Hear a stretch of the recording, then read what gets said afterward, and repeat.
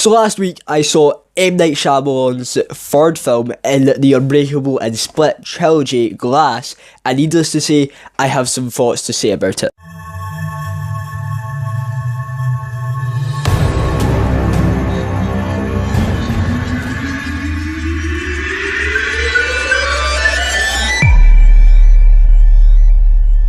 Now, before I get into the review, there will be spoilers, obviously. I think that's just obvious, and I'm not going to say that in any of my other videos, but there will always be spoilers when I review something, and unlike my other reviews, this one won't be split into story and all that stuff, like the story plot and all that. It won't be split into those parts. It'll just be explaining the plot and all that, and giving you my thoughts along the way, and that's kind of how I'm going to be doing it from there on beyond this point, because I think it's just a better way of doing it. But, with all that said and done, let's review M. Night Shyamalan's Glass. So the movie starts off with James McAvoy's character, The Horde, a man with dissociative identity disorder, also known as DID, which basically means he has multiple personality disorder, which is what it's more commonly known as. So apparently M. Night Shyamalan, he was always kind of curious about this disorder, which is probably why he wanted to make Split and create this character who has this disorder and base that into the second film in the trilogy, because he was just so fascinated by it and he thought it would be a great thing to make, and that's probably why he put it in his films. So it starts off with him,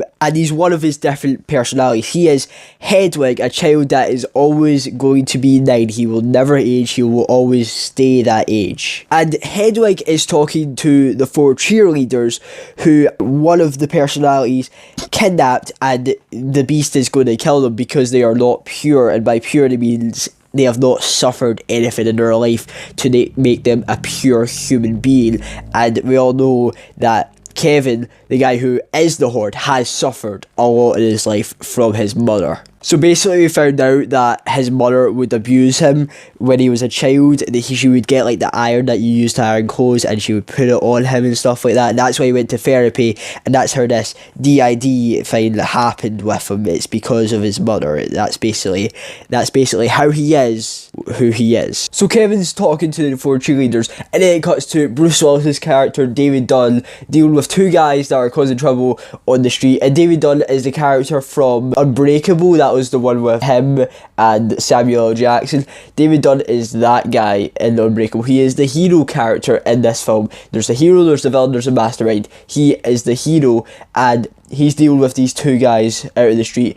And what's really significant about him is 19 years prior to this film, he's the only person to survive a horrific train crash which killed everyone on board except from him. He is the only survivor of that, and because of that, it triggered his supernatural abilities and gave him super strength, and when he touches someone who is about to do something bad, he can see what they're about to do, or they can see his past. He's basically an oracle in a way. Once he's finished with those 2 guys, he goes back to the store where his son is researching things about the Horde, because this is 3 weeks after the incident of Split where the girls got kidnapped, and he's researching, trying to find out the location of it, and then he thinks he found a solid nearabout location of where he might be. So the next day, David Dunn goes over there to try and find him, and he sees this guy who's wearing like a tracksuit, and he's acting like a kid, and he connects those dots in his mind, and he's like, I think it's this person.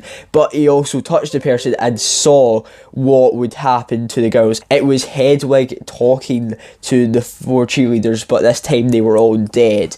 That is what he saw in his vision. So he goes over, he saves the cheerleaders, but he ends up getting into a fight with the beast. So he's fighting with the beast after saving the 4 cheerleaders from being dead by the beast, and then their fight leads outside because they go through a window, and because they smashed it while they're fighting, kind of roll down in a way, and then they get stopped by the police and Dr. Ellie Staple, the psychiatrist in this film. Ellie Staple is able to stop the beast and change him into another personality with flashing strobe lights, because that's kind of like his weakness, and David Dunn's weakness, which she doesn't use to stop him here.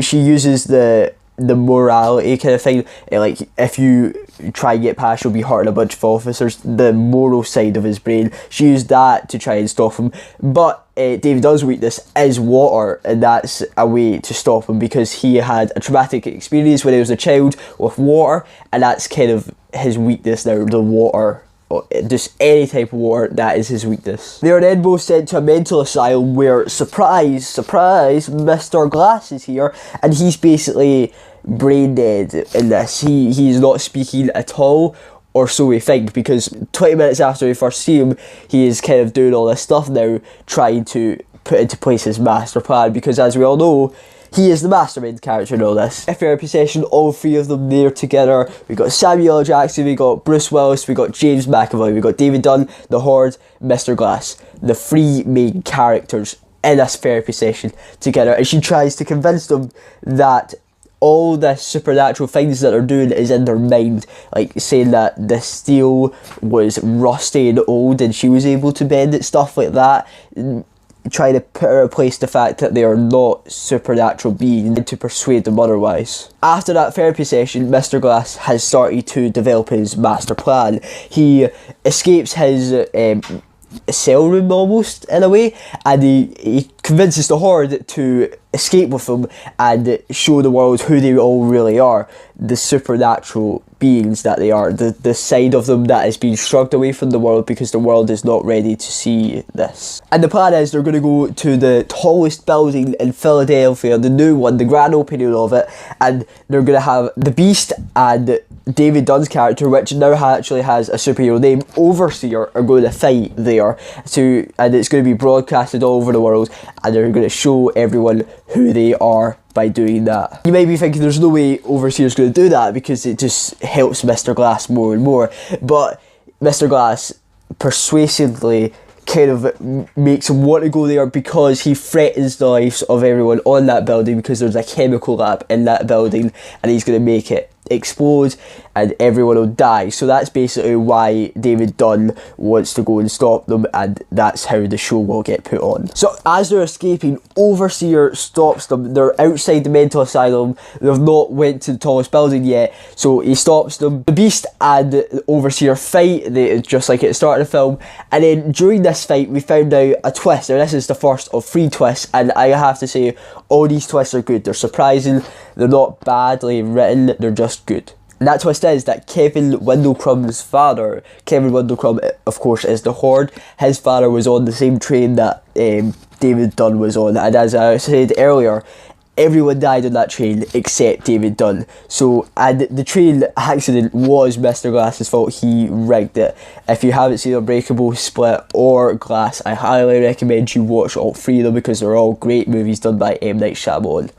But that basically makes the Beast want to kill Mr. Glass, and that's what he does. He kills him because he's called Mr. Glass because his bones break very easily. So he kills Mr. Glass, and then they start fighting again, the Beast and Overseer. But then this fight gets stopped by the police. The police then shoot the Beast after he is being convinced by the girl he kidnapped in Split to turn back to Kevin in a way, to give the light to Kevin. But he gets shot by the police and he then dies, and then Overseer dies, David Dunn dies, because he gets drowned by the police. But this turns out not to be the police, it turns out to be a secret society. This is the second twist. It is a secret society of people, the 4-leaf clover or something like that. A secret society of people who believe that the God, like in Christianity, that is the only God and that there should not be gods among us, because she was actually lying to them. She was trying to convince them that they weren't supernatural beings, but she knew in fact that they were, and that was the second last twist, that they actually were supernatural beings. She was just trying to kill them the whole time, get rid of them from this earth. And that is when all 3 of the main characters then die. Then we find out the final plot twist. Mr. Glass wanted to be stopped by Overseer. That is why he went through the basement, the way where all cameras are. That is, he wanted to be stopped. His plan wasn't even to go to the tallest building in the world. That was a fake plan, a diversion if you will, because his real plan was to have everything filmed by the cameras and the Beast and Overseer fighting, and that video to get spread on the internet as supernatural beings actually do exist, and to exploit this whole society thing. That was his real plan, and it worked. It got spread, it was on the news, it was everything. This was done by Mr. Glass's mother, the Splits captive that he let go, and David Dunn's son. So I saw this movie. It was a good movie. I wouldn't say it is any way bad. It's a good movie. It's in a very M. Night Shyamalan way. That's the way he normally does his films. It's very slow pacing, and it's very little action. It's more suspenseful in a way. This makes a good movie, but it doesn't always make a good movie, if you know what I mean. Like, sometimes it can get a bit boring with this kind of way of doing films, but he does it so well in this film, and I love this film. I loved it when I saw it, I still love it. I've not seen it more than once. Normally when I see a movie for the second time, I realise all the bad things with it, but it is a really good movie, and that is why I give it a 7 out of 10, because that's how good of a movie it is. But that's all from me today, guys. I hope you enjoyed today's video. That's all from me today, guys, so bye guys, naos, out. It's amazing to meet you.